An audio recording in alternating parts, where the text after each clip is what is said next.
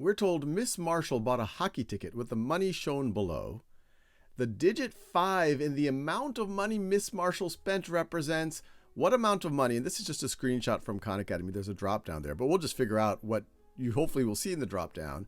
And then what place value is that? So pause this video, have a go at that. So you might say, is it 5 wholes? Is it 5/10? Is it 5 hundredths? Something like that. All right, so the way I would do this is first just count up the money. So I have, this is 1, 2 plus 10. So this is $12 right over here. And now I have 4 quarters here. So that's another $1 right over there. That's another $1. And now I have 25 cents. I have 3 dimes, 10, 10, 10, and then 2 pennies. So 25 plus 10 is 35, plus another 10 is 45, plus another 10 is 55, plus these 2 pennies is 55 cents. So this is 55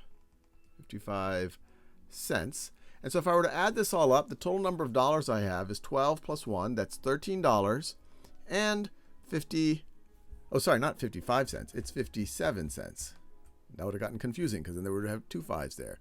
And 57 cents. So I have $13 and 57 cents. All right, so it's good. There's only 1 5 in our answer. So what does that represent? So this right over here is in the tenths place. So this right over here is 5/10 of a dollar. Or another way to think about it, this is also 50 cents.